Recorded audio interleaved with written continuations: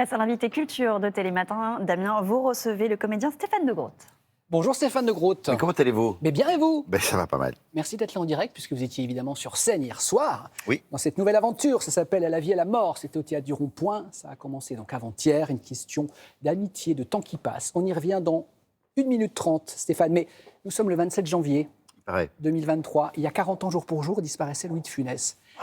Et moi, je voulais... C'est aujourd'hui, il y a Exactement, 40 ans 40 ans pile poil. Mais vous m'annoncez ça comme ça? Ben oui. Je sais qu'il a compté pour vous, évidemment, gamin, mais est-ce que si vous êtes comédien aujourd'hui ou si vous avez eu l'envie de faire rire, est-ce que c'est un peu grâce à De Funès? Ah oui, c'est un peu beaucoup, parce que moi, quand j'étais petit et que quand j'étais à l'école, j'étais assez gros, j'étais pas très bien dans ma peau, et je me suis dit, quand je voyais les films de Funès le dimanche soir, on en parlait le lundi matin à l'école, et tout le monde l'aimait, De Funès, parce qu'il faisait rire. Et je me suis dit, au fond, j'avais l'impression de ne pas être très accepté par mon groupe. Et je me suis dit, au fond, si je veux me faire accepter, il faut que je fasse rire les gens, donc je veux devenir Louis de Funès. Ah oui, donc c'est carrément, vous devez votre carrière au grand Louis. En tout cas, j'ai mon envie de faire rire. de la comédie par Louis de Funès. Du coup, j'ai adopté un peu le physique, j'ai enlevé quelques cheveux.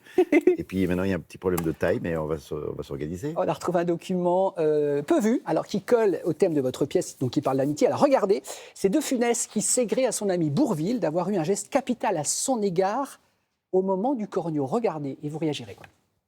J'aimerais que vous nous parliez un peu de Bourvil. Ah oui, je pense bien. Car votre carrière avec Gérard Horry a débuté Oh là là. Et je le par dois, 2 films et je le dois avec beaucoup Bourvil. à Bourvil aussi. Parce que lui a accepté, à cette époque, il a accepté que je sois au-dessus du titre avec lui.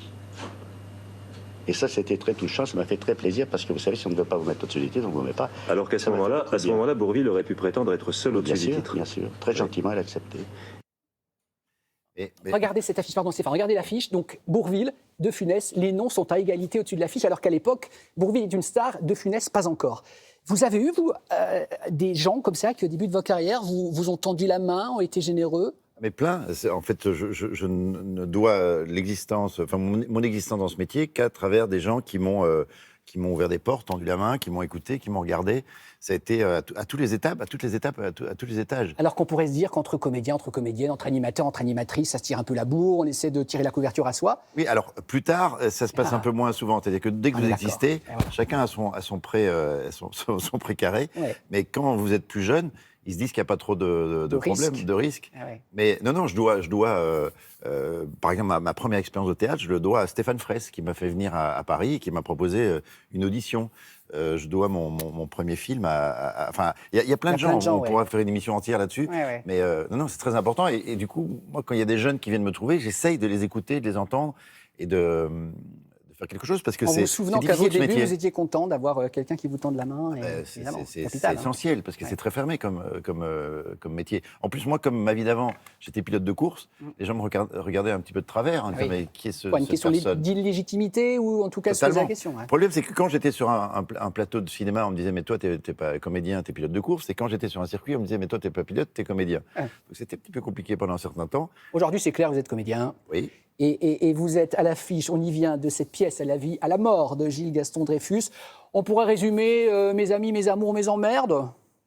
Alors, Globalement, c'est un peu tout. C'est-à-dire qu'il y a des moments comme ça dans la vie où on fait le point sur ce qu'on est, sur ce qu'on devient, sur ce qu'on était. Et, notamment à l'occasion d'un enterrement. Oui, ça peut être un enterrement, ça peut être un mariage, ça peut être un anniversaire. Mais on ne se retourne pas très souvent sur notre vie, sur notre destinée. Et Gilles Gaston Dreyfus, qui a un univers très singulier, qui a un univers très poétique aussi, raconte assez bien ce moment de vie. Le temps qui passe, l'amitié, les petits secrets éventuellement qu'on avait l'un pour l'autre. On va voir un extrait, Stéphane. Là, non, c'est très bien, rassurez-vous. Là, vous n'aimez pas? Vous souffrez? Moi, je ne vais pas regarder. Alors, je vous propose de regarder tous. Ça va durer toutes. 30 secondes, en fait. Donc, c'est donc à la sortie du cimetière de cet enterrement. Vous êtes 3 amis. Voilà. Vous parlez caveau et nombre de places. Et qu'à vous aussi. Qu'à moi. C'est amusant. Oui, non, c'est bien. Non, vous êtes en forme. Regardez extrait. Mais moi, j'étais certain que le maximum, c'était 6 places. J'ai une petite cousine qui est morte il y a quelques mois d'un cancer. Elle avait mon âge en plus jeune. Et son caveau, c'était la douzaine. 12, c'est bien. 12 2 fois 6, c'est énorme. En fait, c'est pas notre caveau. C'est un caveau de famille, mais pas de notre famille. C'est un caveau de famille éloignée. Voilà.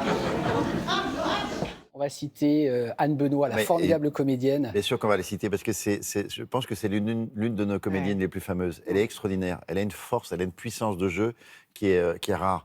Elle ouvre la bouche, elle dit un mot et vous êtes parti avec elle. Qu'est-ce que vous avez aimé dans cette pièce? Parce qu'une pièce sur l'amitié, Anne le temps Benoît. qui passe, on est d'accord, Et Gilles. c'est pas hyper original, mais c'est l'écriture de Gilles Gaston Dreyfus, c'est la thématique, c'est la manière dont tout ça s'imbrique. Alors, je connaissais son univers et Gilles m'a appelé il y a 1 an et demi en me disant j'aimerais bien que tu fasses partie de ma prochaine pièce qui sera jouée au Théâtre du Rond-Point, dans la grande salle, ce qui est plutôt une c'est- belle invitation. Ah oui. Et je dis mais pourquoi pas, envoie-moi la pièce. Il ne l'avait pas écrite, en fait. Donc, il m'a dit en fait, tu dois donner une réponse là, maintenant. Donc vous avez dit oui, uniquement de confiance, vous n'aviez rien lu. Non, j'avais rien lu. Et je lui dis mais au moins, donne-moi la thématique. Ah oui. Et il m'a dit mais c'est sur l'amitié. Et, point. Et donc, heureusement, vous comme n'êtes c'est pas mon déçu. ami, et je trouvais ça assez cocasse d'accepter un projet autour de l'amitié par rapport à mon ami. Et donc, il y a que quelques semaines, en fait, que j'ai découvert la pièce, à l'occasion d'une lecture. C'était très amusant aussi, c'était assez cocasse et singulier que de faire ça. Ça faisait partie de l'aventure. Ouais. Ça m'a beaucoup plu de faire ça aussi. On parle d'amitié, vous avez des amis dans ce métier? Non, si, bien sûr, évidemment. Si, j'ai des amis. Des amis chers, précieux. François-Xavier de Maison. Oui, c'est un de mes vraiment bons amis. Donc quand on appelle François-Xavier de Maison, via le truchement d'une petite vidéo, il est dans votre Ah, le émission. coquin. Regardez. Salut Stéphane, j'espère que tu vas bien et je pense que tu vas bien parce que tu es chez Télématin, de bon matin et en bonne compagnie. Je voulais te redire toute l'amitié que j'ai pour toi, toute l'admiration que j'ai pour l'auteur, l'acteur et j'espère que tu reviendras au Théâtre de l'Œuvre pour refaire des textes en absurdie. C'était un moment absolument suspendu. Voilà, je t'aime mon pote, à vite, porte-toi bien. Oh, mais moi aussi, je t'aime, mon pote. Ça, c'est un ami précieux parce que c'est un ami de métier, mais c'est un ami de la vie, c'est un ami de fête, c'est un ami de confidence, c'est un ami de confiance. Et je rebondis aussi, Stéphane, quand on voit la pièce à l'issue, on a envie d'appeler sa famille, ses amis et de leur dire qu'on les aime. Et de ne pas attendre qu'on soit au cimetière pour se dire je lui ai pas assez dit que je l'aimais. Oui, alors C'est comme ça que j'ai un peu analysé cette pièce en Non, sortant. mais bien sûr, mais on se le dit tous, à chaque fois qu'on est à un enterrement, on se dit, on dit je t'aime à la personne qui est dans la petite boîte en bois, et on se dit, mais on aurait dû faire tellement de choses avant. Après, j'ai l'impression qu'avec le temps qui passe, c'est ça la sagesse, c'est d'enlever les couches de pudeur, qui nous empêchent, Ils nous encombrent. et d'être un peu de réagir sans filtre. Et c'est ça l'amitié profonde, c'est de se dire les choses, de ne pas avoir peur d'être jugé, d'être jaugé, c'est de se lâcher.